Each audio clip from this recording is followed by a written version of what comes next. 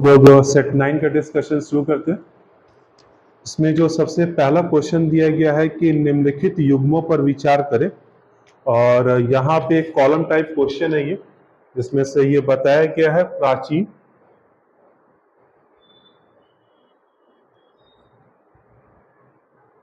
पतन नगर यानी कि पोर्ट टाउन, और यहाँ पे दिया गया है देश।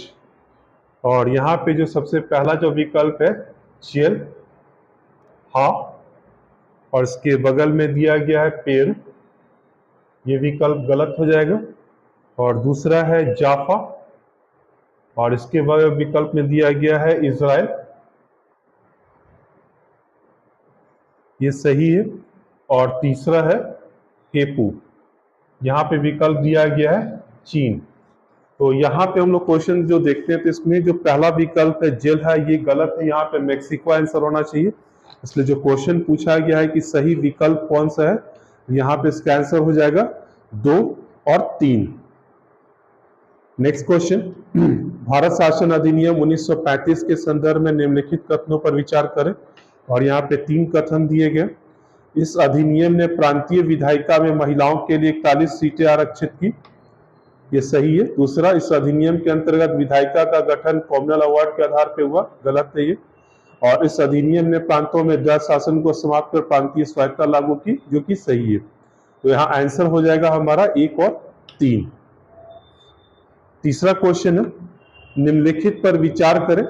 पहला दिया गया पहचान यानी कि आइडेंटिटी, दूसरा आंकड़ा प्रबंधन यानी कि डेटा मैनेजमेंट, तीसरा है भुगतान, और चौथा है आंकड़ा विश्लेषण। और क्वेश्चन ये पूछा गया है कि उपयुक्त वर्णित में से कौन से इंडिया स्टैक के अंतर्गत आते हैं। तो यहाँ पे जो पहला, दूसरा और तीसरा विकल्प है वो सही है, इसलिए जो आंसर हो जाएगा वो सी यानी कि 1, 2 और 3। फोर्थ क्वेश्चन हम लोग देखते हैं, निम्नलिखित डिजिटल समाधान पर विचार करें। और यहाँ पे जो पहला जो विकल्प दिया गया है कोविन, दूसरा विकल्प दिया गया है डिजी लॉकर,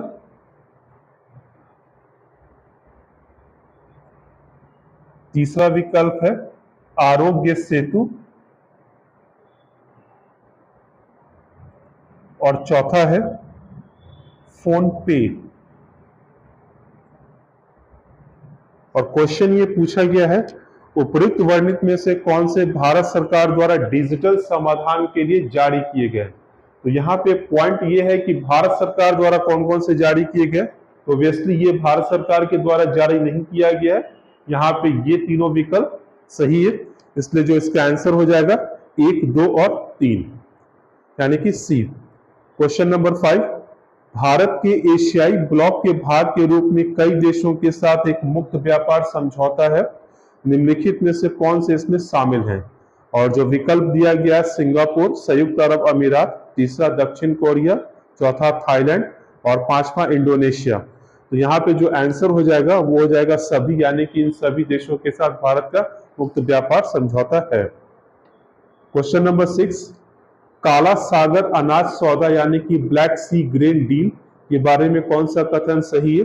जो 4 विकल्प दिए गए हैं, तो इसमें यहाँ पे जो सिंपल सा जो आंसर हो जाएगा, यूक्रेन के पतन से समुद्री जहाजों को जाने की अनुमति देना ताकि वो अपने अनाज का निर्यात कर सके। ये 8वां नंबर, स्वनियामकीय संगठन यानी कि सेल्फ रेगुलेटरी ऑर्गेनाइजेशन के बारे में निम्नलिखित कथनों पर विचार करें। जो पहला विकल्प दिया गया, यह भारत सरकार द्वारा स्थापित कार्यकारी निकाय है, यह गलत है क्योंकि ये नॉन गवर्नमेंट ऑर्गेनाइजेशन द्वारा स्थापित है। दूसरा, उद्योगों में कार्यरत निकायों के आचरण से संबंधित नियमों और मानकों को यह लागू करता है, यह विकल्प सही है। और तीसरा जो है, यह नियामक और बाजार भागीदार के बीच एक कम अनौपचारिक कड़ी स्थापित करता है। तो यहाँ पे कम अनौपचारिक कड़ी नहीं होगा बल्कि सिंपल सा औपचारिक कड़ी होगा। तो विकल्प दिया गया केवल 2, तो यहाँ पे ये सिर्फ बी आंसर का हो जाएगा।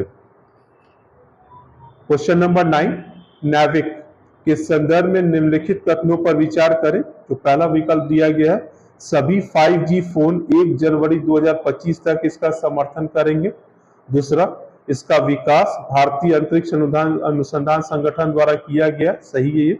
और तीसरा, एप्पल ने नाविक के लिए समर्थन दिया। यहाँ पर ये ध्यान रखनी होगी कि अभी तक जो एप्पल कंपनी थी, जो आईफोन फोन बना रही है वो जीपीएस अमेरिका द्वारा विकसित किया गया उसको समर्थन दे रही थी, बट भारत सरकार के दबाव में इसे भी समर्थन दिया जाने लगा, इसलिए यहाँ आंसर हो जाएगा केवल 3 यानी कि सभी। यहाँ पे क्वेश्चन नंबर 10, निम्नलिखित कथनों पर विचार कीजिए। पहला विकल्प है ऋग्वेद के मंडल 2 से 4 को पारिवारिक मंडल कहा जाता है, सही है ये। यजुर्वेद गद्य और पद्य दोनों में है। और तीसरा विकल्प जो दिया गया है कि सामवेद युद्ध वर्ग से संबंधित था, जो कि सही नहीं है, अथर्ववेद था ये। यहाँ इसलिए आंसर हो जाएगा ए यानी कि 1 और 2।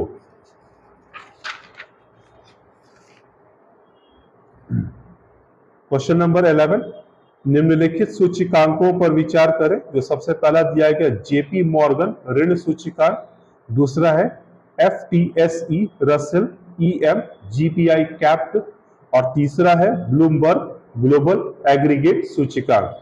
क्वेश्चन ये पूछा गया है कि उपयुक्त सूचकांकों में से कितने में भारत सरकार के बॉन्ड शामिल हैं, यानी कि वैश्विक स्तर पे जितने सूचकांक जो जारी हो रहे हैं उसमें भारत सरकार के बॉन्ड कितने शामिल हैं। यहाँ पे जो आंसर हो जाएगा वो तीनों यानी कि सभी। क्वेश्चन नंबर 12, हाल में ही केंद्र सरकार ने डार्क पैटर्न को कम करने के लिए दिशा निर्देश जारी की है, इसका संबंध किससे है।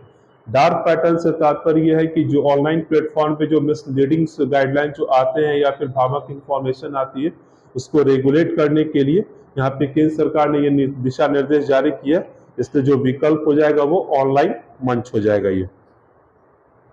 क्वेश्चन नंबर 15, नैतिकता कमेटी यानी कि एथिक्स कमेटी या जिसे आचार समिति भी कहा जाता है के संदर्भ में निम्नलिखित कथनों पर विचार करें। तो सबसे पहला है राज्यसभा में पहली ऐसी समिति का गठन 1997 में के.आर. नारायणन के सभापतित्व में हुआ, यह विकल्प सही है। दूसरा, लोकसभा में पहली ऐसी समिति का गठन 16 मई 2000 को हुआ।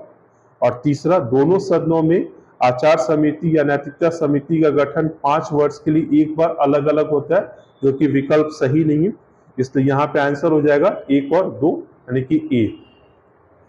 क्वेश्चन नंबर 60, निम्नलिखित में से कौन से देशों का समूह स्वर्ण वर्धमान यानी कि गोल्डन क्रिसेंट के अंतर्गत आता है। जब हम गोल्डन क्रिसेंट वर्ड इस्तेमाल करते हैं तो इसका तात्पर्य होता है अफीम के उत्पादन से। तो अफगानिस्तान को अगर हम देखें तो वो अफीम का मुख्य उत्पादक है, परंतु जो उसकी तस्करी जो होती है वो मुख्यतः ईरान और पाकिस्तान में होती है, इसलिए इन तीनों देशों को मिला के कहा जाता है स्वर्ण वर्धमान या गोल्डन क्रिसेंट। तो जो आंसर हो जाएगा हमारा बी यानी कि अफगानिस्तान, पाकिस्तान और ईरान। क्वेश्चन नंबर 17, ये हिस्ट्री एंशिएंट हिस्ट्री से, निम्नलिखित कथनों पर विचार करें। बुद्ध के 2 प्रकार के अनुयायी थे, पहला भिक्षु और दूसरा सामान्य उपासक, यह कथन सही है। दूसरा, बुद्ध ने न तो ईश्वर के अस्तित्व को स्वीकार किया और ना ही नकार दिया, यह कथन भी सही है। और तीसरा है, आलार कलाम ने बुद्ध को कुशीनगर से ध्यान योग की तकनीक सिखाई। तो तीसरे विकल्प में यह ध्यान देना होगा कि आलार कलाम ने बुद्ध को सिखाया था, परंतु क्षेत्र जोड़ दिया गया कुशीनगर, जो कि गलत है, यहाँ पे होना चाहिए वैशाली, इसलिए आंसर हो जाएगा केवल 1 और 2 यानी कि ये आंसर 1 और 2। क्वेश्चन नंबर 18, निम्नलिखित परियोजनाओं पर विचार करें। और यहाँ पे जो परियोजनाओं का नाम दिया गया है वो है सबसे पहला सखालिन, जो कि रूस के साइबेरियाई क्षेत्र में है। और दूसरा है बैंकोर, यह भी रशिया में ही है। और तीसरा है किरकुक। क्वेश्चन ये पूछा गया है यहाँ पे कि उपरोक्त वर्णित कितनी परियोजनाओं को OVL यानी कि ONGC विदेश लिमिटेड की हिस्सेदारी है, यानी कि ONGC OVL की हिस्सेदारी किन किन परियोजनाओं में है। यहाँ पे हम देखेंगे इस दोनों में तो है परंतु किरकुक में नहीं है, इसलिए विकल्प यहाँ हो जाएगा केवल 2, यानी कि कितनी परियोजनाएं पूछी गई थी तो 1 और 2 इसका आंसर हो गया। क्वेश्चन नंबर 19, निम्नलिखित कथनों पर विचार करें। चावल की खेती खरीफ और रबी दोनों मौसम में होती है, सही है। गेहूं केवल एक रबी मौसम में उपजाया जाता है, यह भी सही है। और तीसरा, पश्चिम बंगाल देश का सर्वाधिक चावल उत्पादक राज्य है, ये तीनों विकल्प यहाँ पे सही है, इसलिए जो आंसर हो जाएगा वो डी यानी कि सभी। क्वेश्चन नंबर 20, निम्नलिखित पर विचार करें। यहाँ पे 3 सेंटेंस दिए गए। सबसे पहला, स्पष्ट सहमति होनी चाहिए, दूसरा कुछ वैध उपयोग के लिए, और तीसरा है कुछ चिकित्सीय उद्देश्य के लिए। और क्वेश्चन ये पूछा गया है कि उपरोक्त वर्णित कितनी परिस्थितियों में संस्थाएं किसी व्यक्ति का व्यक्तिगत आंकड़ा रख सकती हैं। तो जो सूचना कानून जो यहाँ पे बनाया गया उसके अंतर्गत जो कानून का प्रावधान है, तो पहला और दूसरा विकल्प के अंतर्गत कोई भी संस्था किसी व्यक्ति का निजी डेटा रख सकती है। ये क्वेश्चन नंबर 21, निम्नलिखित कथनों पर विचार करें। सबसे पहला, हाथी गुम्फा शिलालेख में भारतवर्ष अभिव्यक्ति का उल्लेख है, यानी कि ये पहला ऐसा शिलालेख है जहां पे स्पष्ट तौर पे भारतवर्ष शब्द का उल्लेख आता है, इसलिए कथन सही है। दूसरा, भारत शब्द केवल वैदिक साहित्य में आता है ना कि पुराणों में, ये गलत है। वैदिक साहित्य में भी ये शब्द आता है, पुराणों में भी मिलता है। और तीसरा, भारतीय संविधान में देश के लिए भारत और इंडिया दोनों शब्दों का प्रयोग हुआ है। और क्वेश्चन ये पूछा गया है कि उपरोक्त वर्णित कथन में से कितने सत्य हैं। तो जो हमारा जो दूसरा जो विकल्प था वो गलत है, इसलिए यहाँ पे केवल 1 और 3 सही है, तो 2 कथन यहाँ पे आंसर हो जाएगा, यानी कि बी केवल 2। क्वेश्चन नंबर 24, सरकारी प्रतिभूतियों के संदर्भ में निम्नलिखित कथनों पर विचार करें। नंबर 1, ये ऐसी प्रतिभूतियां हैं जो एक निश्चित या अस्थायी ब्याज दर वाली होती हैं, सही। दूसरा, अर्धवार्षिक आधार पर अंकित मूल्य और ब्याज का भुगतान किया जाता है, ये भी सही है। तीसरा, यदि आरबीआई सरकारी प्रतिभूतियों को बेचता है तो इससे अर्थव्यवस्था में मुद्रा पूर्ति बढ़ेगी। तो इस कथन को समझने की जरूरत है। यहाँ पे यदि हम आरबीआई की बात करें तो यहाँ पर आरबीआई क्या कर रहा है क्वेश्चन के हिसाब से, आरबीआई सेल्स G-Sec। तो यहाँ पे इसको खरीदे, अगर आरबीआई बेच रहा है तो इसको खरीदेगा कौन, कमर्शियल बैंक। तो जाहिर सी बात है कि जब आरबीआई इसको बेच रहा है तो कमर्शियल बैंक का पैसा किसके पास ट्रांसफर हो जाएगा, आरबीआई में। इसलिए ये कथन गलत इसलिए हो जाएगा क्योंकि जैसे आरबीआई जब बेचता है तो मुद्रा पूर्ति बढ़ती नहीं है बल्कि घट जाती है। धन्यवाद।